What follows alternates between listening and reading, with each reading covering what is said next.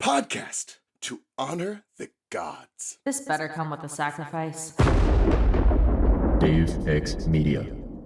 Content Capable acknowledges the Indigenous people on the land on which we record this podcast, the Turungurung people. We offer our respect to their elders, past, present, and emerging, and extend that respect to all Aboriginal and Torres Strait Islander people.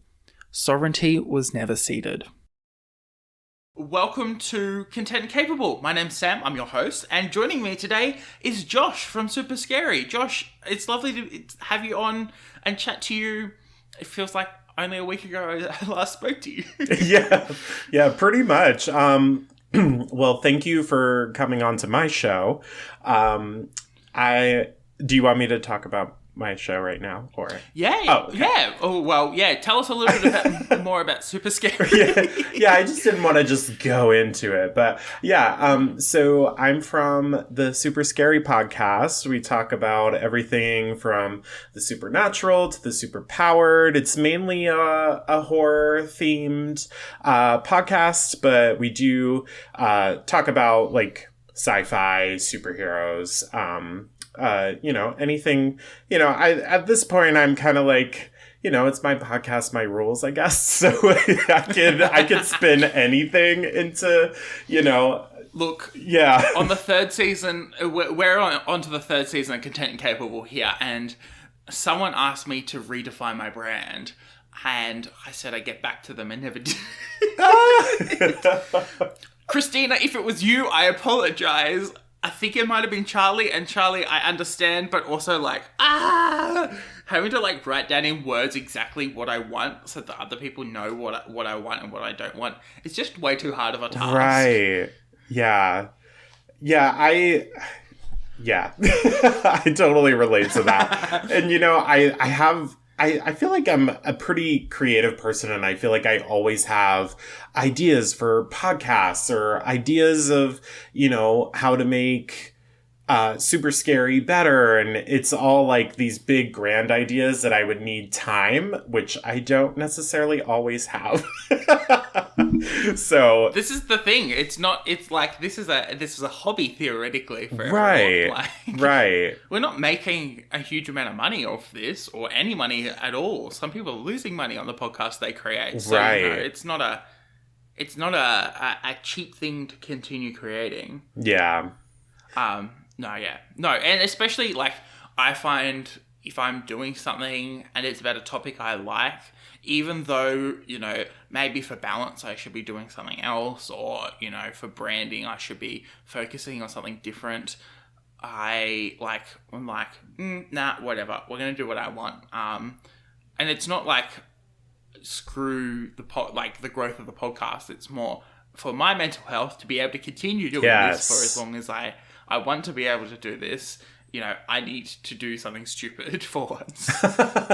Yeah, and I feel like people like the growth and kind of seeing where it's going. So I don't think you. Oh yeah. Necessarily. If anyone listened to the first season of Content and Capable, I think it would be so starkly different. I think even between the start and the end of the first season. Yeah. Because I just learned so much, and you've learned so much. I was chatting to some friends about your podcast. I promise it was all good things. But we were talking about how it's amazing to watch a podcast start and grow, and how amazing the growth is, and how positive that forward movement, especially for the first 6 months of continuously creating a podcast. It's really amazing to watch, and I personally love watching that journey, because you get to watch people learn. It reminds me of Mary Clay from That's What I'm Talking About, learning about halfway through the first book that she had a microphone pointed in the opposite direction of her mouth. Oh my goodness. I'll have to ask her about that. It is a tale of epic proportions, because there's this episode where she records in a room in a library. It's all pre-pandemic, and it's all really echoey, and I always wondered, I wonder why it was so echoey. Obviously it was a small room with no furnishings, but what was going on there? No, the microphone was pointed to the rest of the room. Oh, no.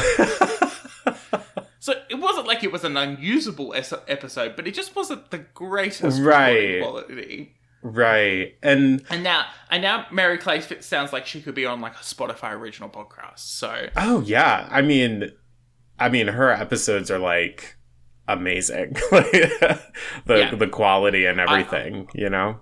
I will gush about Mary Clay and her podcasting skills every day of the week. You don't even have to prompt me as evidenced by this episode of the podcast. Oh my god. Yeah, piggybacking off of that, like I recently listened to some of the reels that I made of like the little like snippets that I was posting from the first season, and listening to one from the other, I was like, wow, like the audio quality, I did get like my current setup around Black Friday. So I was like, really like toward the end of the first season, I was like very, like trying to learn how to use this correctly, you know, and like, kind of improve things. But, you know, now I feel like I'm kind of going full force, and I feel like I'm, getting myself ahead. Like I already have my next episode, like edited, scheduled on Anchor, like all of that. I'm so fucking jealous. Trust me, it was a long night. I stayed up until like midnight, which doesn't sound like a long time, but like I also work like a 8:30 to 5:30 job, so you know, like it was a rough a rough day the next day, but it was worth it because I wanted to get ahead and have like almost a week ahead, or even like 2 weeks ahead. So yeah, we'll see how that goes. It's a funny thing about audio production, and every person who works in audio I've ever spoken to. First of all, the difference between half decent and good is huge. Like, oh yeah, you want to go to like quote unquote good audio. Like, I would consider my audio not even good. It's, you know, it requires so much effort and so much knowledge that it takes you months of practice to get there. And then also the energy that's required to edit an episode of a podcast is astronomical. Oh my god. Like, yeah. We both release episodes on Mondays, and theoretically over the weekend I'm supposed to edit a month's worth of episodes, so I don't have to think about it for a month. I am not prepared. I have one episode 80% edited, but that doesn't include there's other dramas going on. We've just spent 15 minutes talking about audio recording. Hey. We're here to talk about wedding. Listen, sometimes we need to have a little therapy session about editing, and you know, creating does take a lot of like brain power, so, you know. It does. I do feel like it's like mild, not actual trauma. Like, I'm not discrediting people who have actual trauma. Right. But it does feel mildly traumatic because you are like sitting there going, I've got to cut this, and I don't know how I'm going to make this sound good enough to be published in -5 minutes, you know? And because we both release on Mondays as well. I don't know why I chose Monday as my release day. I do regret it. Yeah, there was a few Mondays where I was like, oh shit, I was like editing until the wee hours in the morning, like 2 a.m. And then there was one episode I forgot to post. So I'm like at work, and my husband texted me and was like, hey, I don't think the episode posted. And I was like, no! Oh, no. No! And I've definitely done the sneaky work post of the what's this called? Of the episode. I've even like created social media assets at work. We were talking about this the other day, and it's just like we get a little bit bored and we're like, let's go and create some social media assets. Yes. I've done that on my break. Absolutely. Wink, wink. Like, I've never done it while I was on the clock. I will say I haven't had to do it with this current employer, mostly because the season hasn't started yet, and I only got this job a month ago. Yeah. Although Monday's not a good day for me to be doing any work other than work, because it's the day that we go to print, which is like the day we go to print and my podcast episode comes out, I'm like, I've had messages from time to time going, "Hey, just double checking your podcast still comes out on a Monday." Like, I'm like, yeah, it does. It does. I promise, it's coming. Just wait, you're not gonna die. Yeah. Monday isn't over like yet. Post at 11:59.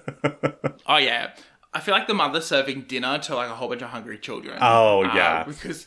Like the rest of the Deus Ex Media creators, after I had a month where I wasn't posting consistently, and Tina, I think, checked up on me and goes, "Just checking that you're all okay, Sam." I'm like, "Yeah, like the recording the episodes is fine. I'm just not getting around to the editing in time." Oh my god, yeah. When I posted social media for our episode on Everything Everywhere All at Once, which is a great episode, by the way. Go check that out. Should definitely go check Yeah, I think the audio quality going back to that was just chef's kiss. So that's probably one of the better audios that I've done. So what happens when you have two podcasters who record a podcast together? Yeah, it was great. Amazing. But where was I going with that? Oh, the one meme I did was of Jamie Lee Curtis like cheering for Michelle Yeoh like winning the Golden Globe, and she's like crying, and I was like, I'm Michelle Yeoh crying because my last brain cell is dead from editing. Like, I think I'm going to have to sit down for 5 hours this afternoon and edit. And luckily, I've got nothing to do. Like, my weekends are now empty because I don't do anything on the weekend anymore. Mostly, that's because I don't have any friends. But that's no. I've moved across the country. Like, I get why I don't have any friends yet. But, like, I also do, like, mildly love the fact that my weekends, I can just do whatever I want now. Hey. After, like, working nonstop all week. Yeah. And once you get those episodes edited, I'm sure you'll feel so much better. It'll feel like a weight relief, you know? There is also a to-do list as long as my arm, but I'm just going to ignore that one. The to-do list can happen later. Exactly. That's tomorrow, Sam. Yeah. That's tomorrow, Sam's problem. Tomorrow, Sam has to write 2 newspapers worth of sports section. Oh no! I don't even want to think about working on a Monday. Like, I was trying to explain to like my family about like the days that theoretically are best for me to take off, and I'm supposed to be coming to the States in August, and I'm like sitting here going, okay, well, I can't take a Monday off. As in, I probably should work up until the end of Monday. So maybe if I fly out on Tuesday and then, you know, go to the States and then come back. But I want to come back probably before like a Thursday or Friday so that I can make it in time for crunch time for the next week's paper. Right. It's just the whole, like, I want to time it so it's kind on everyone, but also, Yeah, you know, I used to be like that, but anymore I'm just like, you know what? It is what it is. The work's gonna be there regardless. Yeah. So, you know, I'll just take off when I need to. Yeah. Well, we're here to talk about weddings. Yes, we're doing great so far. We're doing so good. First of all, before we get into like the nitty gritty, congratulations on getting married. Thank you. I know it was months ago, and we did schedule this. Well, we did pencil this in months ago. But it's always fun to watch people get married, even from social media. Like, it's mildly depressing, but also a lot of fun. Yeah. Well, what's crazy is that my mom got married the year before I did. So my mom and stepdad got married in October, and then I got married last October, and then my sister's getting married in May. So it's like 3... You're a wedding expert. Yes, at this point I'm a wedding expert, and I also like my day job is event management, so I've done weddings and, you know, just events in general. So like, thankfully that's helped me throughout everything, but oh my god, it's It's been a journey. Let's just say that. Yeah. I think if I hadn't been brought into the whole university industrial complex thing, I definitely would have gotten into event management. It is one of the coolest careers I can think of, because you just get to do so much. Yeah, I love event management, and I discovered it in 2016. I kind of fell into it on accident, and then I was building up my skills and everything, and I had an amazing job in Northern Virginia, near the DC area. And I was getting a lot of experience, and then COVID hit.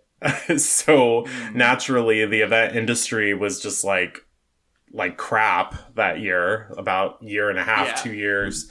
And then I slowly got back into it, thankfully. But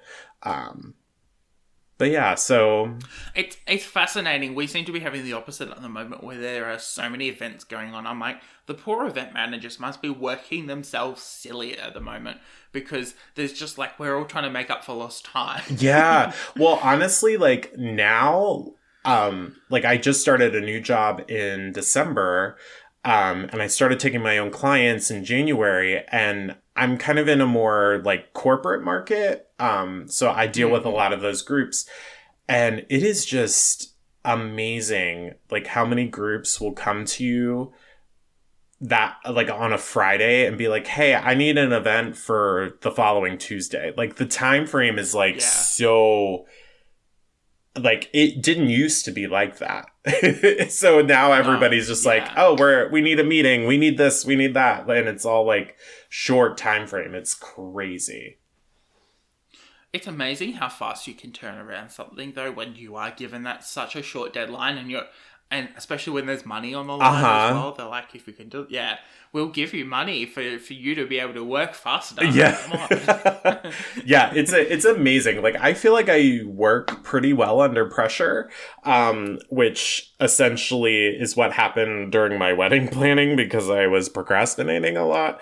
But we'll get into that. But yeah, so under pressure, I feel like I excel. But yeah, so. It's definitely if there's a deadline and I'm close to missing it, that story's being written, or that project's getting done. Yeah. How many words does this need to be? Great. That was me on Friday. We had a missing spot in the paper, literally in our event section, and we're like, what event do we want to write up? And I went looking through all the calendars for the local area, trying to find at least one event that we could write. And my boss goes, we probably need about 300 words. So there's 300 words worth of content, write it up. Even 250 with a picture. I'm like, awesome. It was 4:30 in the afternoon. I clock off at 5.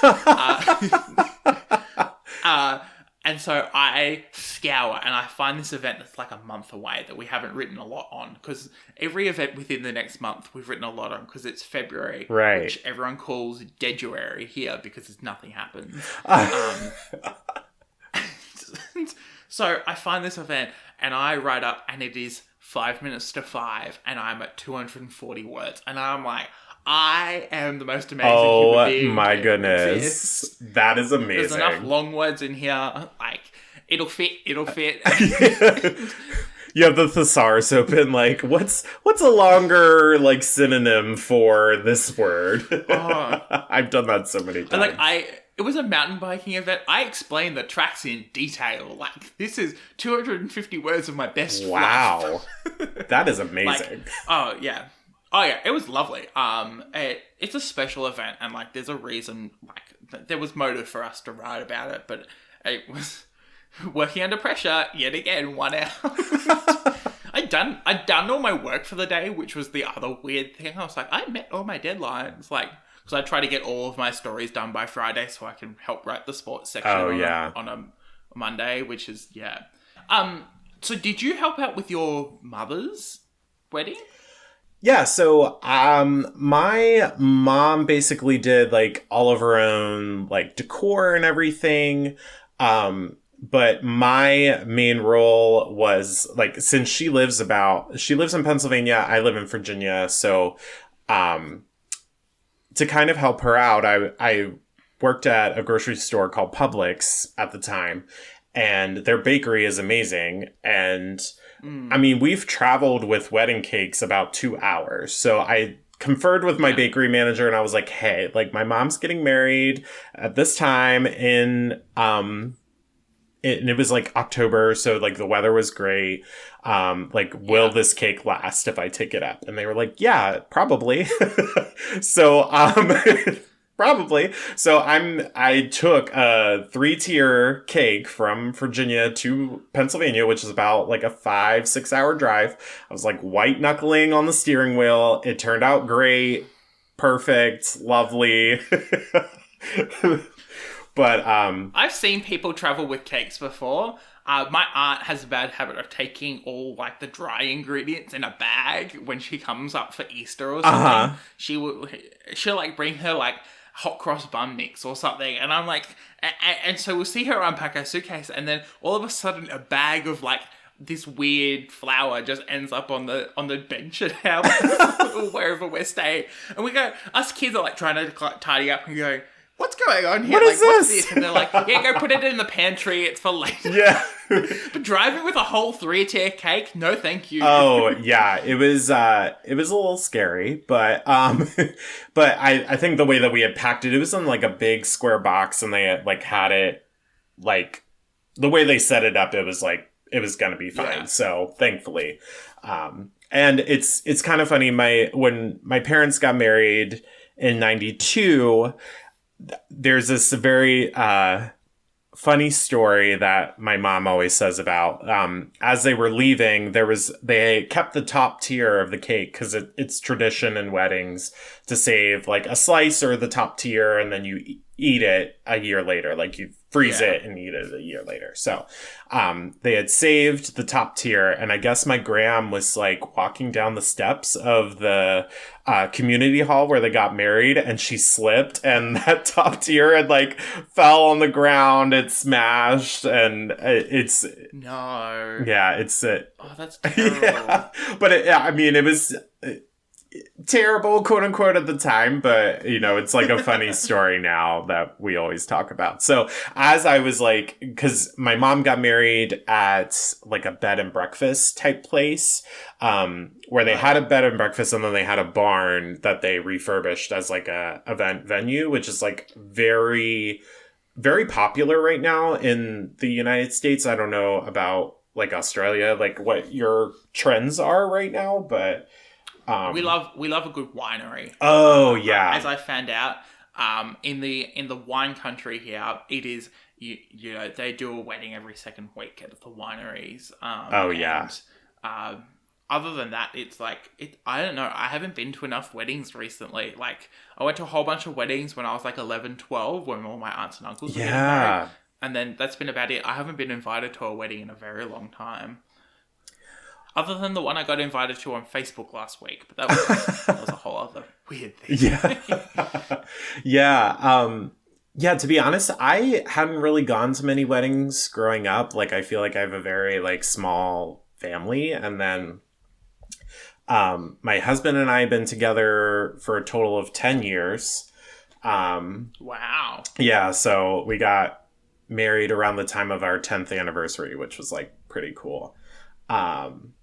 But yeah, growing up, I didn't really attend weddings. And then I started dating my husband, and he has a pretty big family. So we've gone to maybe like 3 or 4 at this point, aside from our own. But then my mom got married like 2 years ago now, and then my sister's getting married. So it's kind of funny, but it's all very exciting. Yeah.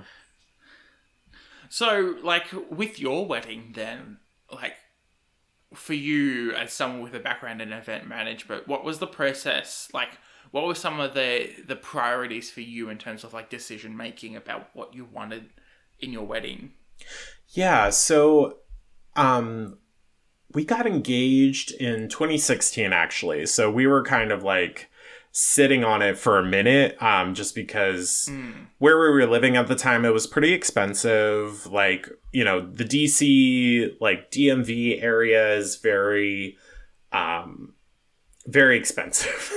Let's just say that. Yeah. So we were trying to save, and like the event venues there are like very expensive. Like just, space rental alone was like pretty expensive there. But then in 2019, I believe we had moved to the Richmond area, and then it's like something kind of shifted where the jobs that we had and the income that we were retaining, like we were able to save. So that's what kind of led that momentum.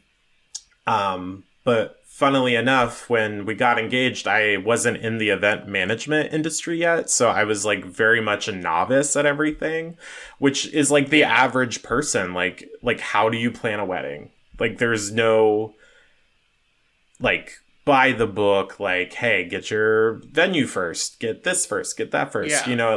There's experts that'll tell you, but usually you have to pay a price for that. But to answer, that was a very long intro to answer your question. But no, that's okay.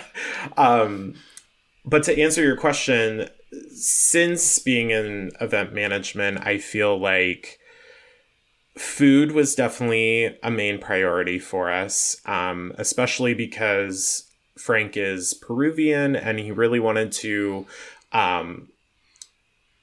kind of, I don't really know the word, like pay homage to his culture, I guess is the best way to explain that. Like, and I love Peruvian food. It's so good. And they use all the starches like potatoes and potatoes Being and Irish rice. in me is like potatoes. Yes. Yeah. So, but yeah, the Peruvian food is just amazing in general. So that was like a main like focus. Like we wanted to have great food. We wanted to have a great DJ that could play both Spanish music and, like popular English music. They even played a little bit of K-pop for me because I love K-pop music. So yeah. So it was like a great little mix of everything. So our DJ was fantastic. I think those were like the two main things.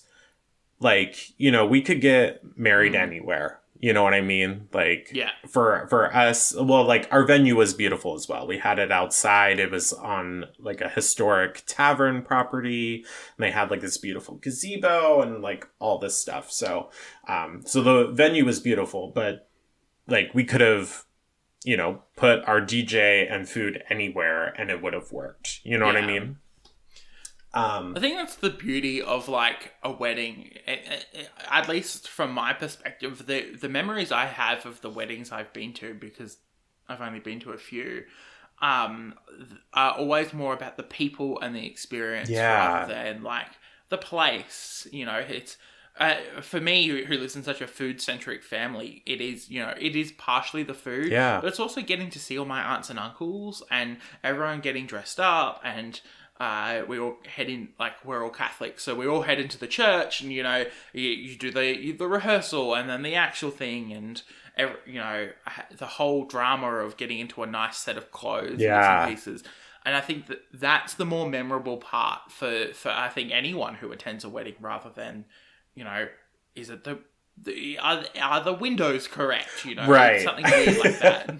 Yeah, and I feel like I have a little bit of like OCD in me, probably. I've never been diagnosed, so I don't know. But I know as an event manager, I'll normally go into the space and kind of like, just adjust things here and there a little bit and try to, make it perfect for the client. And, we had to decorate the day of the wedding. But thankfully I could get in earlier. The event coordinator I was working with, I actually kind of knew her from a previous job. So she was like, I got you. Like, you can come in a little early. And I was like, great. So I got there at 10 a.m. Literally, like, I would say we had about 80 people come to the wedding. I had a good 20 people there helping me, like, decorate. Oh, amazing. It was amazing. Like, and something similar happened with my mom's wedding. Like, she had a crew of like 10 people, not including myself or my sisters. Like, we just like, boom, done. Like, we got everything together. So that was just that. That's amazing. Yeah, that's like a great memory from that day of just like getting there and everybody's like ready to go.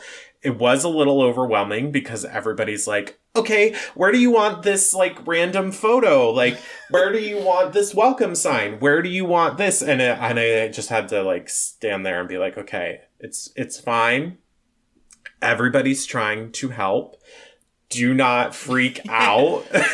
Like, you kind of want to go, where do you think it should go? Because I'm not here. I don't want to make another decision in my life. Yeah. Oh my God. I joke that I got gray hairs from my wedding, but I honestly think that stress and anxiety from it, like just, it wasn't even like going through the day itself. Like I had a great time from the moment the ceremony started to the end. And then the honeymoon was even better after that. But like just the anticipation of the day, I swear to God, like gave me gray hairs just like trying to get to the day. And like I built all of my own like centerpieces and stuff. Oh, wow. Okay. You know, I could have gone simple and just did, you know, like a vase, flowers, whatever.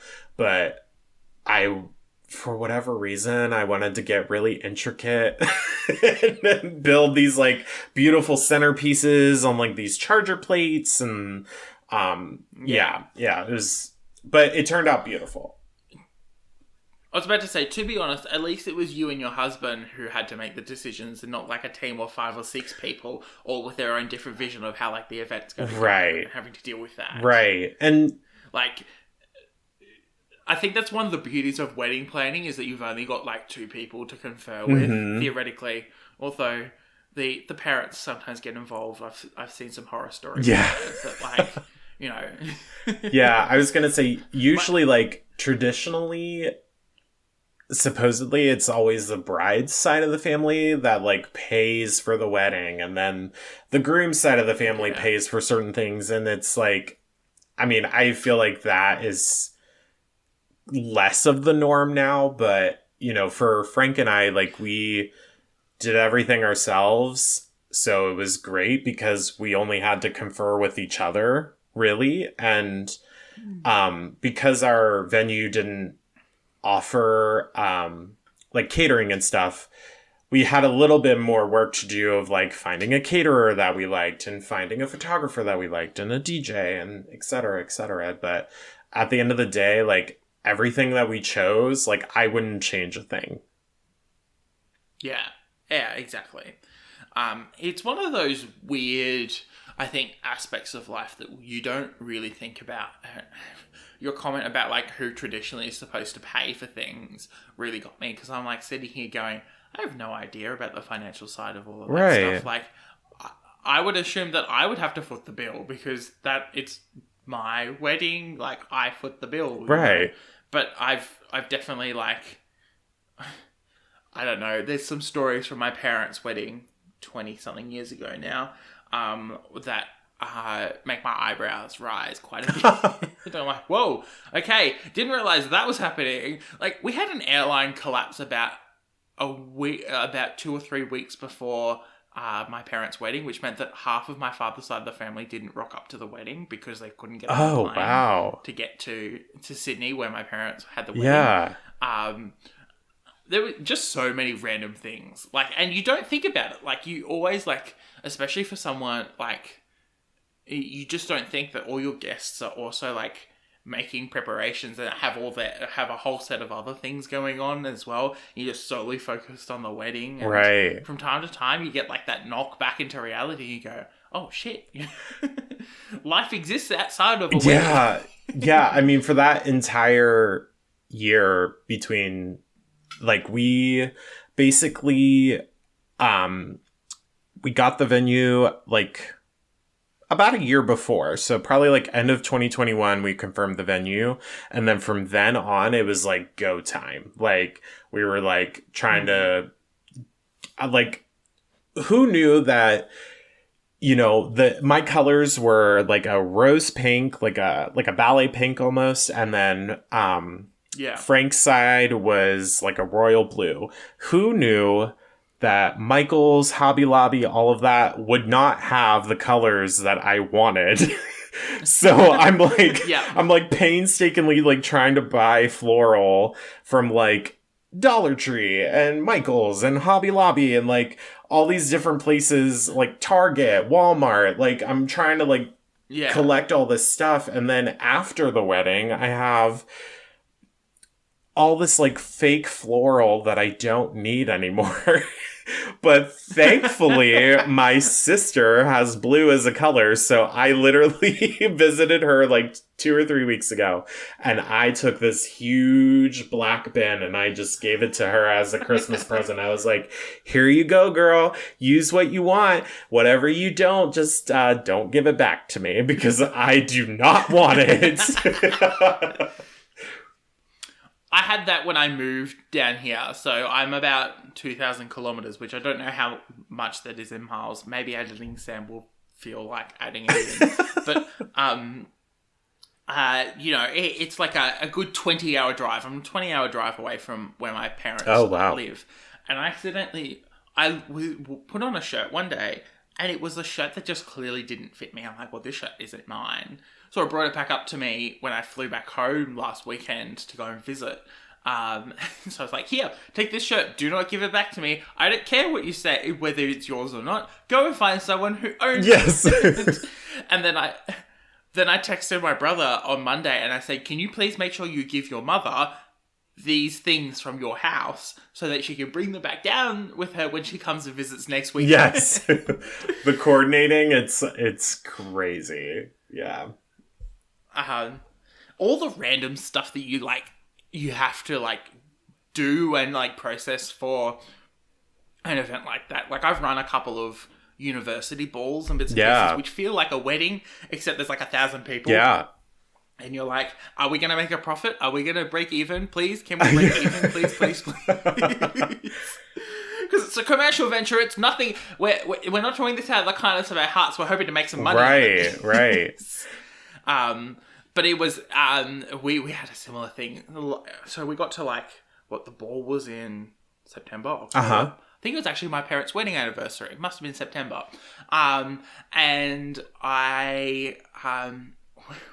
were a team of 5 of us by the end of it. We started with a team of 20. We got down to a team of 5 after 6 months of planning this event. And we all looked at each other about 2 or 3 hours before the ball was to start. And we were like, why did we ever do this to us? We're not being paid for this work. We're doing this out of the kindness of our hearts. We have 4,000 people arriving. I managed to get in trouble from security that night because I tried to pull my car into the side entrance to load it up to move equipment out of the building. Because we had a full live band of bits and pieces, which the live band happened to be our own. We charged through the nose for that. But we looked at it and we looked at I looked back on that the other day and I was like, I just can't believe we had the mental capacity to do that, as well as university, and I was 3 months away from graduating and a whole bunch of things. And we're just what's going on here? Yeah, it's crazy to think about my life last summer, just daily, putting together a centerpiece, trying to track down what family's coming and what's not, because I purposely sent out invitations that had an earlier cutoff date for RSVPing, so that I had an extra month to track those people down, because I knew there were certain people, certain friends and certain family that just, they're a little slow on the draw. So you gotta poke them a little, hey, you coming? So, but probably one of the most stressful things that happened a month before the wedding was that one of my groomsmen had dropped out. And no. Yeah, it was, granted, I didn't really ask a lot of my I didn't ask a lot of my bridal party. Like, I basically just wanted them there the day before because we were doing, like, a quick little, like, bachelor party the night before after the rehearsal. Yeah. And then I just needed them the day of the wedding. Like, that's pretty much all I asked for, aside from, you know, whatever they were wearing. Like, they had to basically match us. But, yeah, he dropped out. The reasoning I didn't necessarily agree with, but I was like, what am I going to do? You know, like, I can't really force you to come. But, you can't, like, it's such a hard thing because you love to be able to, like, control a whole bunch of humans to do, like, the exact perfect thing, but also, like, you can't do that. Yeah. They got their own free will. Yeah, and I thank God I was doing therapy, like online therapy at the time, because I was able to get it out of my system, like, for that day or whatever, and just move on from it, because I needed to figure out who was going to replace, and I had a perfect replacement. Like, I had another best friend that I just didn't have a slot for at the time, and then she rose to the occasion and was like a perfect bridal party member, and I was like, this is what I should have done from the beginning, but it's okay. Everything's okay. Everything worked out. It was great. We loved it. But yeah, that, I mean, just getting that call like a month before, like, just sent me into like a, oh my God.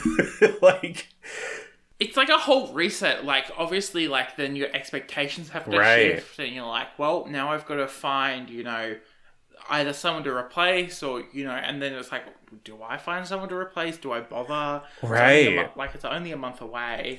Right. And, you know, then obviously, you know, you didn't agree with the way that the decision was made as well, which was like, then it's a whole other set of, like, ugly feelings that kind of come out.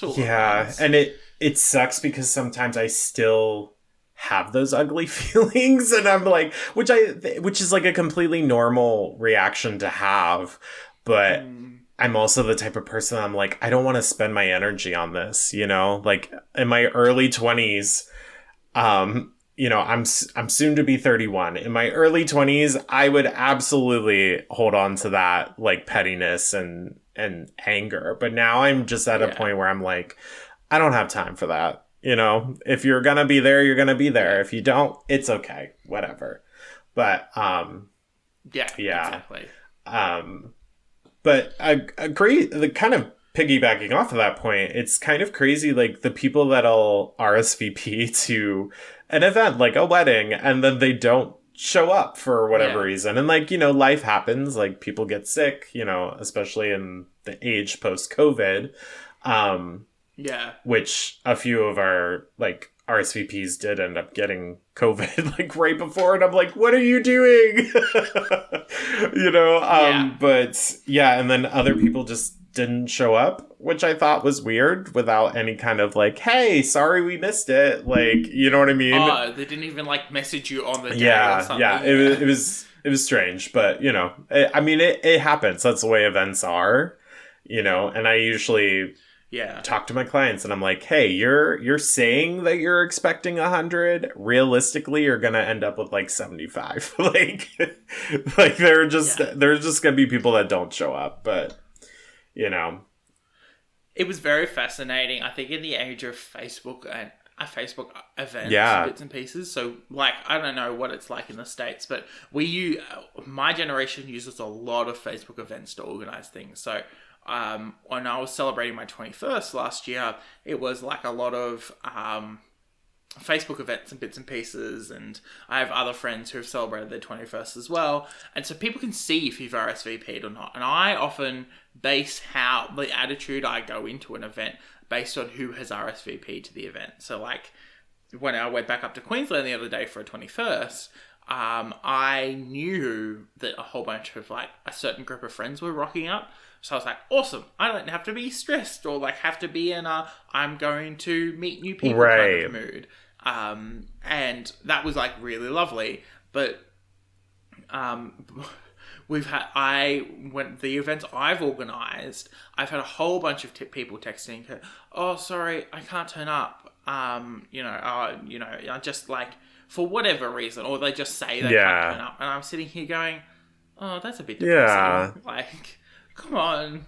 If you intended on making it, put the effort in. Come on, guys.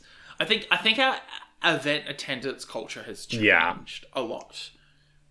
Even for weddings, like as you said, there was a certain amount of people who just didn't show up to your wedding. I think that like even for that, like I've met so many people who have just like, I just won't go. People can assume whatever they want, but I just won't turn up. I'm like good on you for like, I don't know, protecting your health or doing it for whatever reason, but there are people counting on you turning up. Right. Come on. and yeah. I'm not mad about those people not showing up, but it's also like you're paying for a certain amount of attendance, like especially for a wedding, like you're paying for that amount. So it's like, I'm paying for your plate. You have free food coming to you at this wedding, and you're gonna see us. So like, please come. Yeah. See, the way to entice me is just with free food. Like, I will be there for free food on the drop of a pin. If you mention that there's food coming, I'm there. Like, it doesn't matter if it's halfway around the world. I will fly. I will spend thousands of dollars on flights to go over there just for the free food. Yeah. Like. Well, I guess I should have invited you then. Had I known you then. But yeah. No. What's wild though is that there were some people that kind of told me last minute, like, hey, we can't come. And so we knew that there was like a few seats kind of available.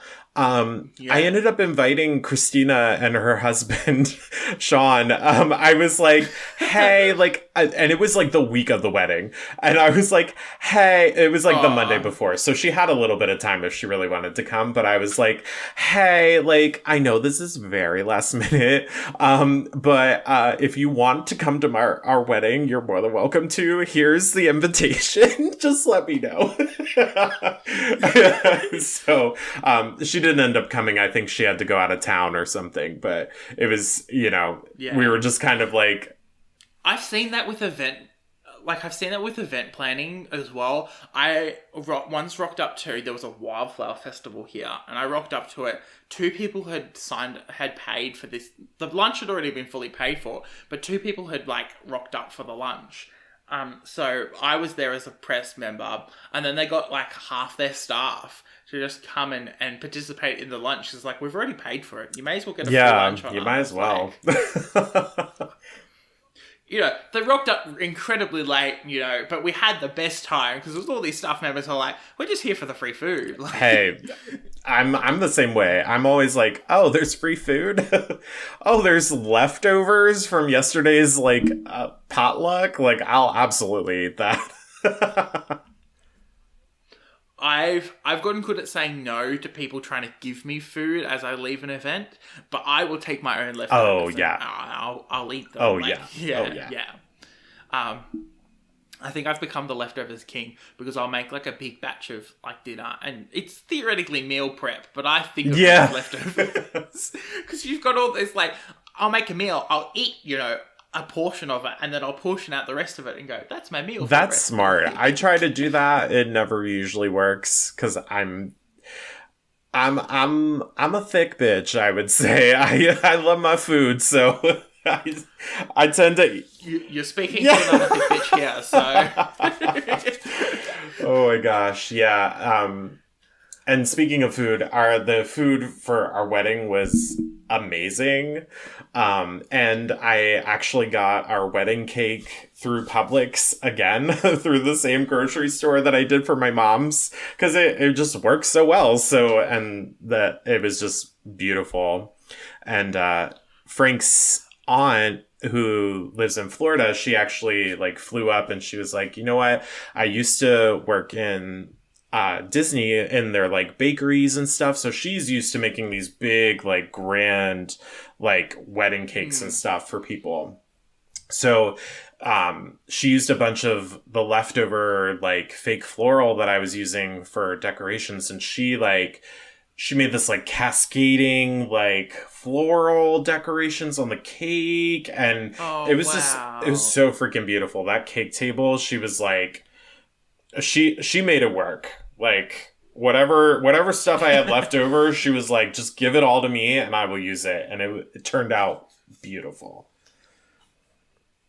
I think that's the biggest tip, is like surround yourself with people for the aspects of the wedding you really care about. Whether it's the food, the cake, people who are really good at sewing, like, all sorts of bits and pieces. And you kind of then, like, if an emergency happens or like, or like something happens, someone rocks up and goes, oh yeah, I can do that, and does it for you, and you don't need to worry about it either, which is just... like, it's just so oh my God. amazing. Yeah, her doing the cake table, like, took a lot of weight off my shoulders, like, as far as decorating in general. But, if I had to recommend or have advice for anybody trying to get married, is ask for help. Because I sometimes, I don't know if it's, like... I don't think it's like being too proud or prideful or whatever, but like, I'm just not a person that will ask for help. I'm like, I can do it. Like, I can take all this on, and then I get into the thick of it and I end up having like a mini breakdown and I'm like crying because I'm like trying to get all this shit done. And that's what happened a couple times last summer when I was trying to do all the decor and stuff. And Frank was like, why don't you just ask your friends to come over and like help you? But I was like, no, that's like asking too much. But like my friends would ask like, hey, do you need help? Like, let me help you. And then I'd be like, oh no, I'm good. Like, cause I'm a fucking idiot. Like, I did this all the time, especially in like uni and stuff. We'd like someone would check up on me and go, do you need help with anything? I'm like, no, I'm fine. And then I would turn around and like have a cry. Oh my God. Yeah, just the question of like, are you okay? And then if you're like up to your like nose in freaking stress, you're like, no, I'm not okay, but thank you for asking. Yeah. Yeah, that happened too. It's kind of funny because it reminds me of like the... Oh, no, you're Sorry, it reminds me of the Homer Simpson meme, where he's like, he looks real buff, but on the back is like, he's got all these rubber bands. Oh, yeah. Yeah, pretty much. Yeah, oh my God. And then I found myself doing the same thing that others did to me when I was like trying to decorate on the day of, like everybody's coming to me with questions. I found myself doing that with my sister when I went to visit them a couple weeks ago. She wanted help. Like she asked for help. So we were like helping her with her bouquets and stuff. And I'm like asking all these questions.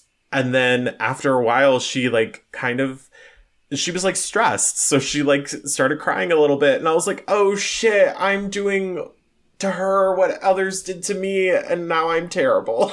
It's like, I completely forgot what it was like. And I felt so bad. But then I was like, come give me a hug. Everything's okay. I'm sorry.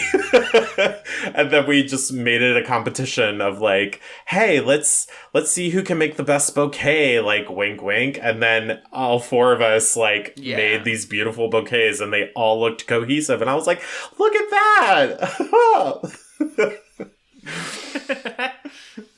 Oh yeah, no, it's one of those like, it's such an emotional time as well, like around a wedding, because like obviously having family around in general, I just think it like has this like level of emotional stuff going on that you're like, okay, there's a level of emotionality going on here, and then on top of it all, you're like, this is like theoretically the one chance I have to have these lovely photos with the person I love. And get married, and everyone's got to be here. We've all got to look beautiful. Everything's got to be cohesive. I don't want anyone to be disappointed. The ultimate people pleaser demon comes out. God. To traumatize you. My second recommendation / advice to all couples getting married is to not try to please everybody. It's easy to say now, but looking back on it, I'm like, why was I thinking of everybody else? The day is about me and my like now husband, but like at the time my future husband. Like it's a celebration of us. Like we should be doing things to our taste and like what we want, which ultimately for the most part we ended up doing. But you know, there's like the little nuances of like trying to navigate all the personalities that are there. And it's kind of funny but sad that both of our parents are divorced and they don't necessarily get along, but they'll play nice in public settings. So, you know, it's like that's what you gotta do. You gotta like make sure your parents for the whole time they're there are like in a very always in a public setting where they have to play nice. Yeah.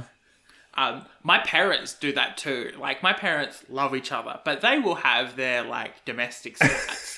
And especially when like family's around. So I always find having like friends around or bits and pieces where everyone has to be fine and happy means that like domestically everything's okay. Like it's surface level, everything's good. Watching my parents as a child, watching my parents fight is like still a bit of like it brings up memories that I don't like to revisit. Yeah. And it's a bit hard for me to revisit that kind of stuff. So, you know, sitting there and going, how can I avoid watching my parents, you know, fight, is like my biggest aim, often at big family things as well. Because understandably, like, well, I'm the eldest of 10 children. So mum and dad are like managing 7 children who live at home currently. And theoretically on a family holiday, it's them and it's then interacting them with their cousins, because we always have our cousins around on big family holidays. And then, you know, the interactions between my dad and his in-laws and my mum, who is an in-law, and her, you know, in-laws, who are my dad's siblings. And then, you know, my grandfather, who is a whole handful, especially when it comes to family stuff. That's all I'll say about my grandfather. I love him very much. Yeah. He's a handful. Most grandparents are. And, you know, whether it's a good handful or a bad handful, there's always some sort of, like... He also lives with my parents. So he lives in a granny flat, like, across the driveway. And my mum has never been a big fan of it. But, like, when we're traveling with him, like, he shouldn't probably be traveling.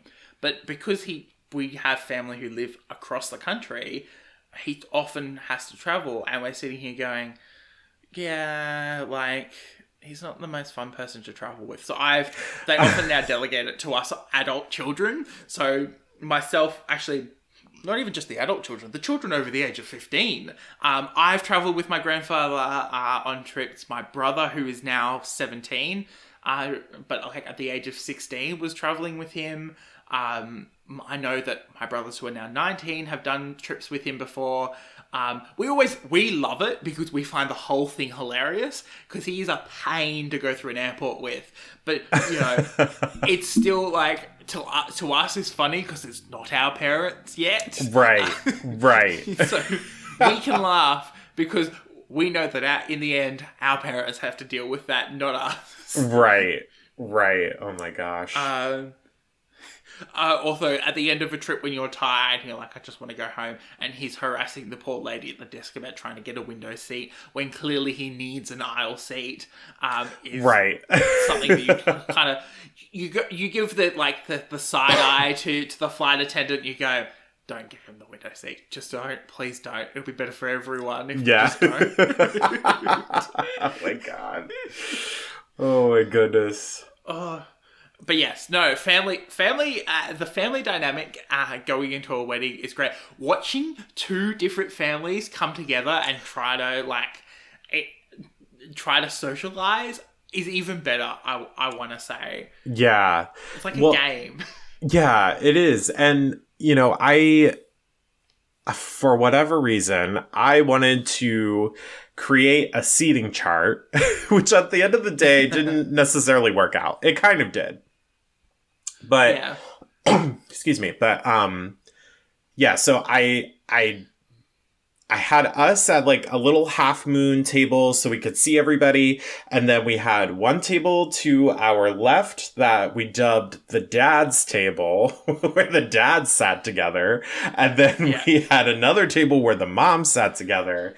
And then we had a table for the tias, like all of the, tias and tios. And then then it was like, okay, what groups of people mesh? Different friendship groups. Yeah. Like Frank used to work for Chipotle. So like we had all of these different groups of Chipotle people from different stores. So we were like, okay, that's easy. All of them can sit at one table. Oh, I have all of these work friends that kind of have similar backgrounds. I'm going to sit them all here. Like it was crazy. And then we had like one table of all of Frank's cousins. And then we had to find a table for like my best man and his girlfriend. And it was wild. But it's like a game of Tetris or Jenga, whatever. It was like trying to, it was wild. They're sitting for a meal as well. So it's like, you want these people to feel comfortable while they're eating. Right. It's not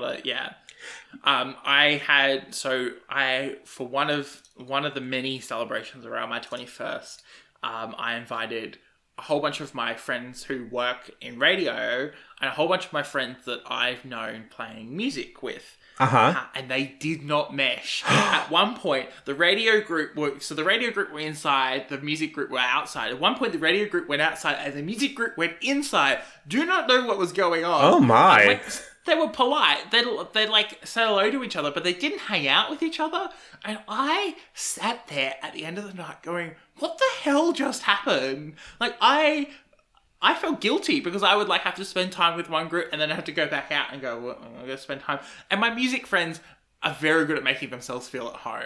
So they were like having the time of their lives. Right. But my radio friends, like, it was the first time that they'd been to something like social all together. And it was like, some of them work on a Saturday and some of them work on a Tuesday and they don't get to see each other very often. And so they don't know how to interact with each other socially. Let alone with, like, your other friend group, like, probably too.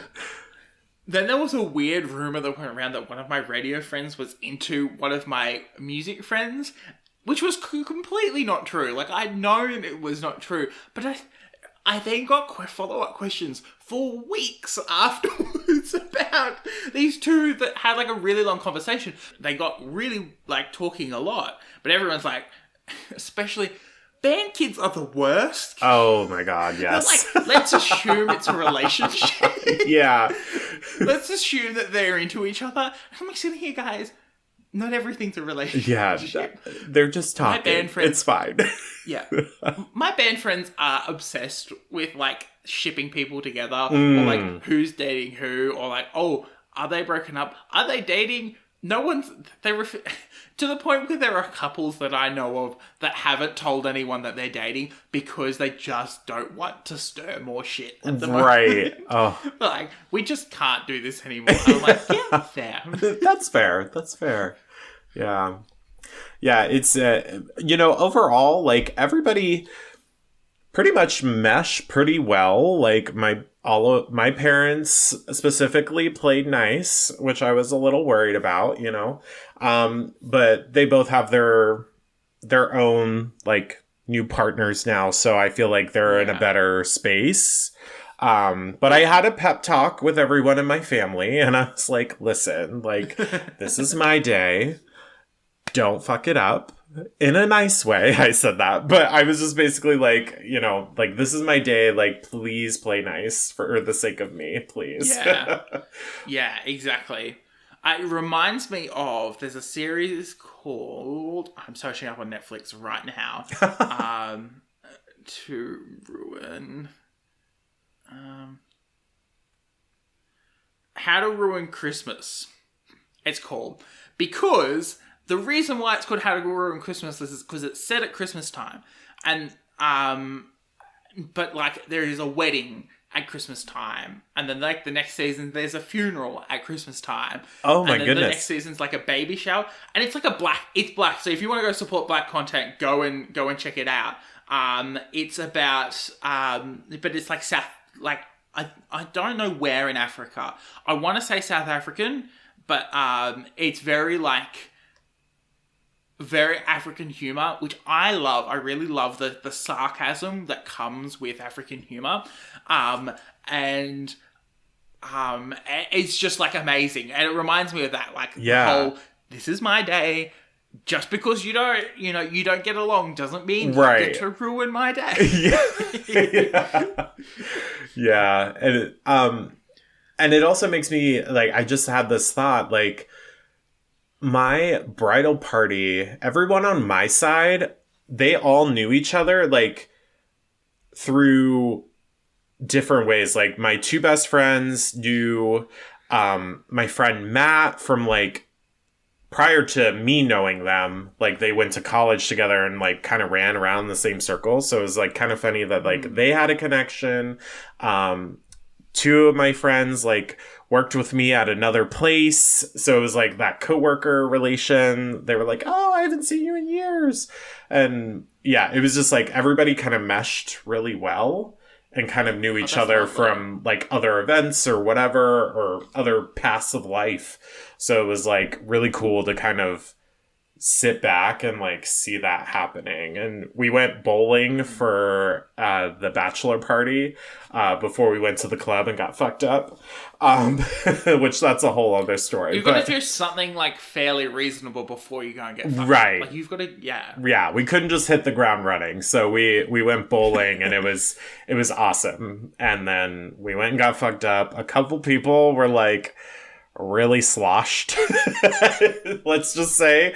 So they were a little slow on the draw getting up the next morning, but I think I was up until 3 a.m. that night before, just with all the nerves and anxiety and stuff. I think Is it traditional to do your bachelor party right before your wedding? No. I see TV movies all the time. I don't know whether, like, I've always understood that it's always weeks, if not months beforehand. Yes, technically it shouldn't be the night before because of the reason of, like, everybody, like, getting hammered. But we thankfully didn't kick off until 4 p.m. the next day, so everybody kind of rallied and we were good.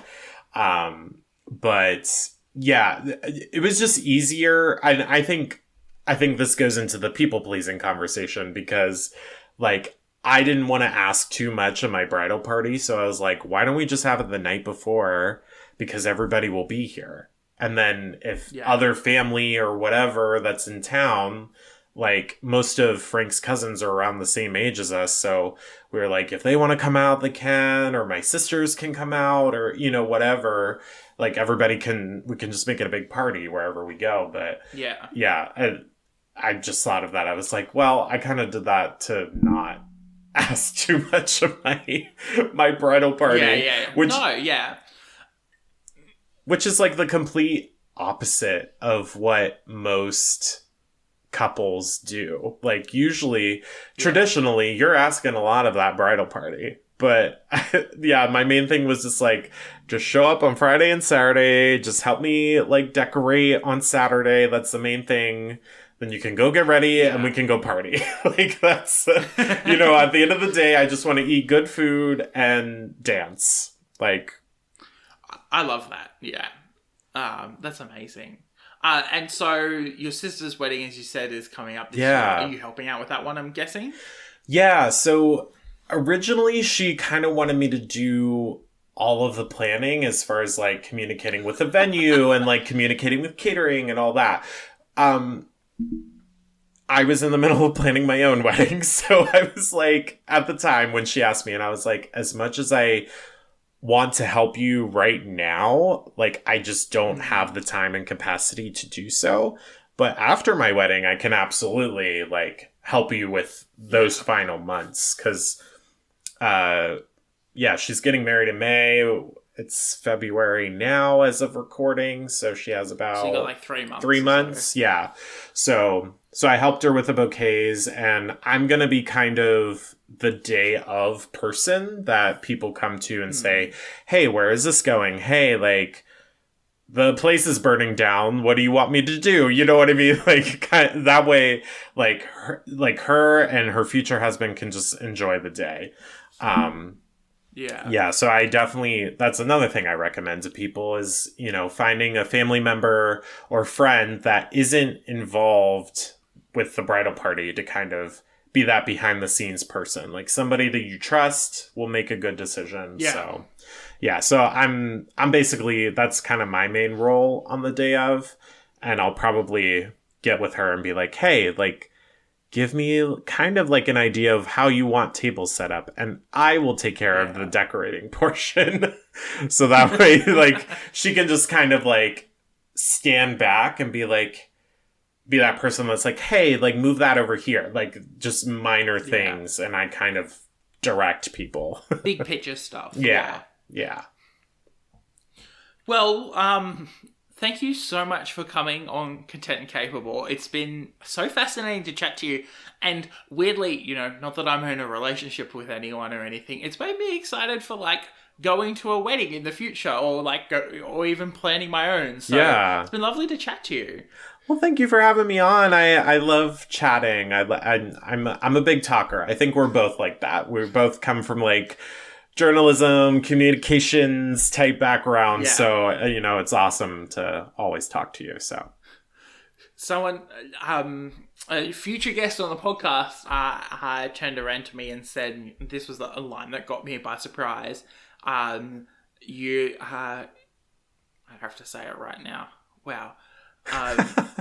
You're a band kid with too many interests and too many commitments, so you went into communications, right? I'm like, yes, I did. Oh my god, yeah. I was big into like theater and choir, and then I did marching band like my senior year of high school. So like, I definitely relate to that. I feel like I have way too many interests, and hence why I have like 17 different podcast ideas, but where can people find you on the internet? Yeah, so you can follow me on Super Scary Podcast. You can usually find it at Super Scary Pod or Super Scary Podcast on the internet. You can email me at superscarypod@gmail.com if you like my content and want to suggest movies for me to watch. I recently watched Texas Chainsaw Massacre and, had a little mini breakdown from it, as you'll probably see on my social media. But yeah, you can follow me there. If you want to follow me on my personal account, it's at glossy_not_Matt. On Instagram and Twitter. Amazing. Has there been anything that you've been watching, reading, listening to that you wanted to plug? Well, I just recently plugged this on Christina's podcast too. But I've been recently getting back into Animal Crossing on the Switch.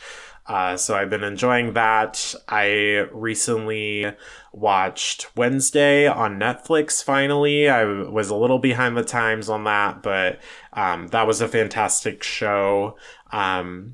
Jenna Ortega, who stars in that, she's actually starring in the new Scream 6 coming out in March. I saw that, yeah. So I'm excited for that coming up. I'm big into the Scream movies, so I'm excited for that. So I'm hoping that it's good, because Neve Campbell is not in this one, who plays Sydney. She's not in this one because of they wouldn't give her more money. So and we love that. Yeah, we love to hear that. That bitch deserves all the money. She's been carrying the entire series on her shoulders, but I'll get off my soapbox about that. But yeah, so I'm nevertheless, I'm excited to see Scream 6. So that's fascinating. Yeah. You can find me at sam.the.journalist on Instagram and on TikTok, and Sam Obi Journalist on Twitter. You can find the podcast at Content, the letter N, Capable on Twitter and on Instagram, and you can find us on Facebook. Make sure you go and check us out on Facebook. Yeah, I'm going to plug this week the second Enola Holmes movie on Netflix. Yeah, I saw that. It's got Millie Bobby Brown in it, and she is really good. Like, I know there was like a couple of nepotism accusations floating around, but she is a very fun actor to watch, and has really good comedic timing. And the second Enola Holmes movie felt like a natural progression. Like, it felt like I was watching like the second episode of a season of a Netflix series or something. I enjoyed it. Like, they're not short movies. I think they're about 2 hours long, but they're fun.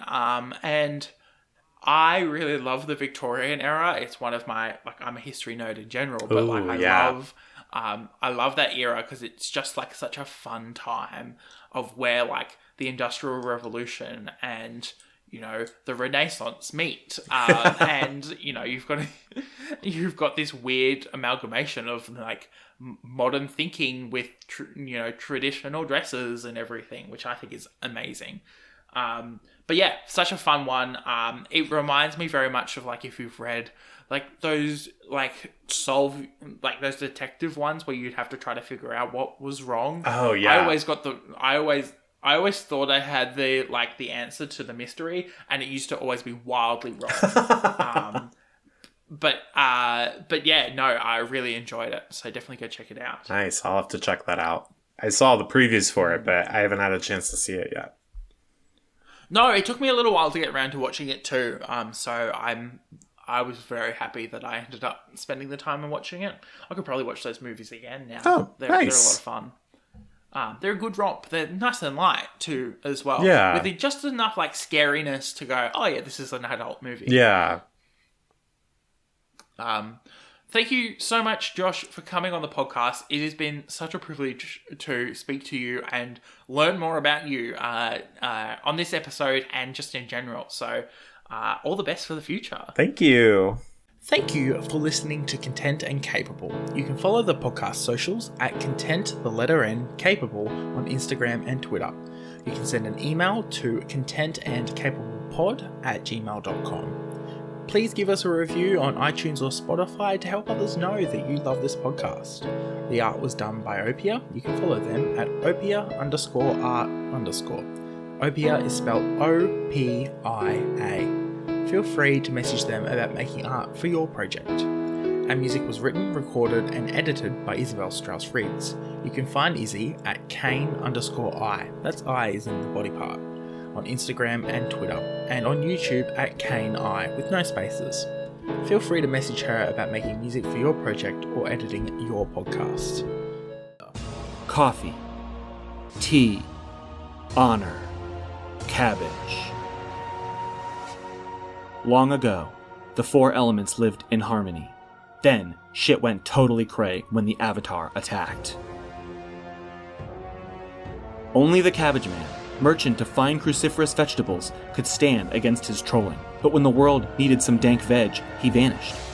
10 years have passed, and my partner and I have started a new podcast. My cabbages! An Avatar podcast. A weekly show about Avatar: The Last Airbender. Whether it's Sokka's new line of cologne... Hey, look at you, sitting there on a seal. Well, now look back at me. I'm on an even bigger seal. Now look away. D&D related antics. You have to make an acrobatics check for that. And Aang just like unzips his pants and whips out his D20s. He's just like, I got this. Or randomly breaking into song. Go bending waterfall. We'll stumble our way through the greatest show ever made, one episode at a time. You can reach us at CabbageCast, which is our Twitter, or subscribe wherever you catch pod. Rotten cabbages? What kind of slum do you think this is? Content and Capable is a podcast all about answering the question, how do you adult? Don't forget to rate and review, and I will see you next Monday for another episode. Deus Ex Media. I do not know why I said all the best for the future. That was a weird thing to say. Well, I mean, usually people are like well-wishing for weddings and stuff, so I think it worked.